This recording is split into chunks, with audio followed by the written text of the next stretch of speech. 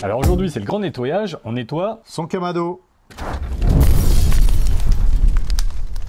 Alors c'est un peu notre tendance du moment, en ce moment on nettoie tout, hein. La dernière fois on a nettoyé le barbecue Boule Weber. Tout au Karcher. Surtout pas faire la même chose, là c'est de la céramique, surtout pas utiliser d'eau, donc on va voir. Pour autant, c'est bien plus simple de nettoyer un barbecue type Kamado. Alors vous le voyez peut-être pas là à distance, on est un petit peu loin, mais ils sont crado, on a fait exprès, on vient de faire quelques cuissons dessus pour salir nos barbecues. Donc là les grilles sont pleines de graisse, vous voyez de la graisse également sur la partie céramique. Sur les bords, l'extérieur, la poussière à l'extérieur, enfin voilà. On a le monolithe classique. Et on a son petit frère, l'Icône. Pour les deux c'est la même chose, hein, c'est le même. C'est exactement pareil, c'est la taille qui diffère. Donc en général, moi après chaque cuisson, un petit coup de brosse en thé. Et puis après, la cuisson d'après, je remonte en température, je remets un petit coup de brosse, un petit coup d'essuie-tout, et voilà, histoire d'avoir une grille bien propre. Mais ça, c'est pour chaque cuisson. Là, c'est pas tout à fait ce qu'on va faire. Là, on va montrer l'étape supérieure où on veut venir brûler toutes les graisses. Et notamment toutes les graisses, pas que de la grille, mais de tout le foyer. Donc là, on va être en mode comme un four, en mode pyrolyse. Et donc pour la pyrolyse, en fait, c'est hyper simple. Moi, il n'y a pas plus simple. Et je le fais extrêmement souvent.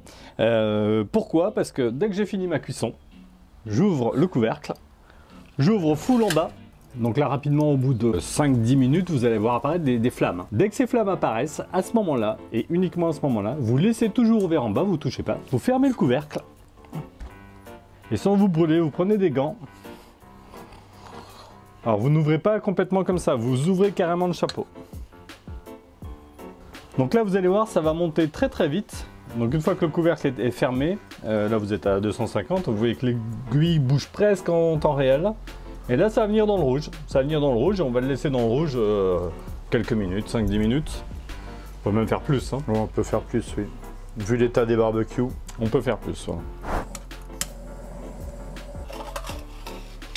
Une fois allumé, vous laissez bien le couvercle ouvert. Important. Trappe ouverte, couvercle ouvert. On peut s'apercevoir qu'il n'y a pas encore de flamme, donc pour l'instant on laisse toujours le couvercle ouvert. Et pourquoi il n'y a pas de flamme? Parce qu'il y avait encore, je suppose, du charbon très humide, puisqu'il est resté dehors, donc voilà, ça met un peu plus de temps. Donc là, vous voyez, on commence à voir les flammes. Donc là, pareil que le Kamado classique, une fois qu'on voit les flammes, on va fermer le couvercle. On ne fait pas ça. Que là vous n'avez pas assez d'air, vous ouvrez à fond en enlevant la petite trappe. Et important, vous laissez toujours la trappe ouverte à fond en bas. Alors bien entendu, si vous avez des rehausses de grille par exemple, c'est le moment de les mettre dedans pour également les pyrolyser. Elle va profiter de la pyrolyse. Voilà, donc assez rapidement, hein, on obtient l'aiguille dans le rouge. Derrière la chaleur, vous devez nous voir flou, mais là ça dégage. Hein. Ah oui, là moi je le sens d'ici. Donc là je pense qu'il est bon celui-là, et on va vous montrer ce que ça donne. De suite vous allez voir le côté grisé de la plaque. Blanchâtre. Blanchâtre, qui fait que toutes les graisses, tous les dépôts sont transformés en cendres. C'est ce que vous retrouvez dans votre four quand vous faites de la pyrolyse, comme on vous disait en préambule. Donc regardez ce petit dépôt blanchâtre. Donc là c'est l'effet pyrolyse et toutes les graisses tout autour, vous voyez, tout était noir tout à l'heure. Donc tout ce qui était graisse s'est transformé en poussière. Un petit coup de nettoyage de grille. On va essayer de retourner la grille. C'est très chaud. Après un premier grattage, donc regardez la grille. Enfin alors je ne sais pas si vous voyez bien l'image, mais nous là c'est vraiment nickel, ça a repris sa couleur d'origine, vraiment parfait. Tout autour vous voyez toutes les graisses qui ont été brûlées. Donc la pyrolyse c'est la meilleure des techniques pour nettoyer votre Kamado. On va tout refermer pour que le barbecue redescende en température. Vous refermez la trappe du dessus, la trappe d'en bas, donc là il va redescendre tout doucement. Alors ça met du temps, vous allez pouvoir récupérer les cendres une fois que tout sera refroidi. On va passer au classique, donc là je vais vous ouvrir, il fait pas froid.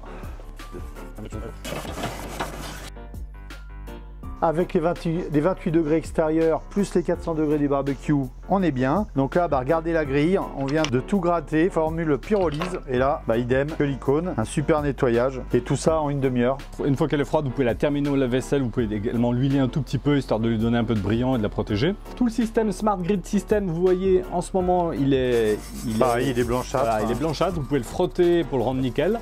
On va aspirer les cendres. Nous, on est équipé d'un petit aspirateur à cendres. Donc, regardez comme on a récupéré le panier à charbon. On le remet au fond. Voilà. Donc, le Smart Grid System. Donc là, il est vraiment, on a tout récupéré. Hein. La couronne, regardez. La couronne, elle est magnifique, elle était toute noire, hein. Celle-là était toute Ah noire. ouais, ça s'enlève comme qui rigole. Hein. On vient remettre nos grilles 2001, un petit peu d'huile, alors de l'huile neutre, hein, pas d'huile d'olive, pour donner un petit peu de brillance. Et ça vient protéger votre grille. Donc là, vous avez un tour en acier que vous pouvez nettoyer très facilement. Et là, vous avez les nouveaux joints en fibre de verre. Donc si vous avez ce nouveau joint en fibre de verre, je pense que c'est assez facile à changer. On n'a pas encore, nous, on l'a pas encore changé. Dès qu'on le change, on vous fait une vidéo sur le sujet. Si vous avez un joint en feutrine, ça, on a déjà réalisé une vidéo. Je vous mets le lien. Et donc sur ce changement de joint en feutrine est très simple. Et donc après, vous partez sur un barbecue comme neuf.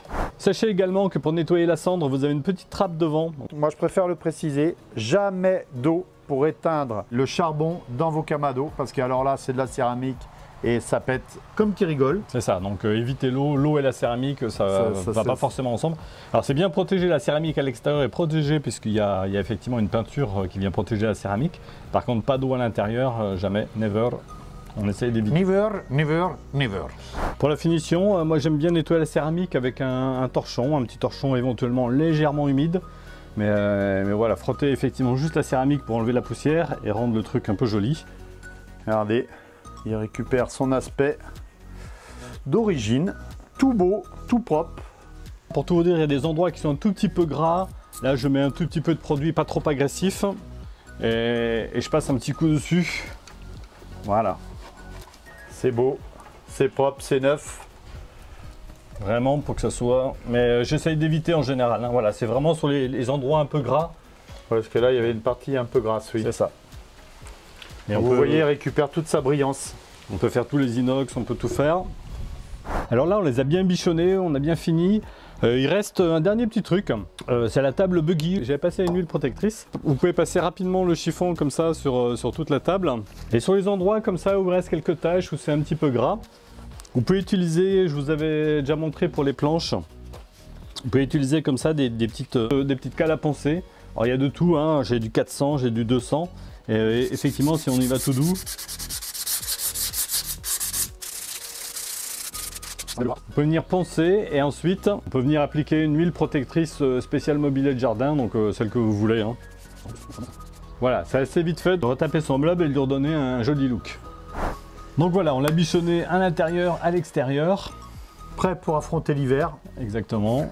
Ils sont tout beaux, franchement ça revient, voilà, franchement c'est assez facile à entretenir. Oui, c'est assez facile, sans produit d'entretien. Quand même pour moi c'est beaucoup plus simple d'entretien qu'un barbecue gaz ou un charbon classique, charbon. Une cuve classique inox charbon. Et c'est hyper simple, en fin de cuisson vous ouvrez tout, vous laissez monter. Et c'est terminé. Un petit coup de brosse et c'est fini. Alors si vous avez aimé cette vidéo, un petit pouce. Et un commentaire. Et on s'abonne. Entertainment. Ça s'en va et ça revient, c'est fait de tout petit rien. Voilà, bon, on passe au barbecue.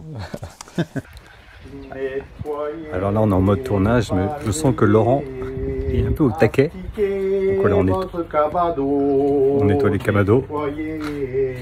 Le taquet.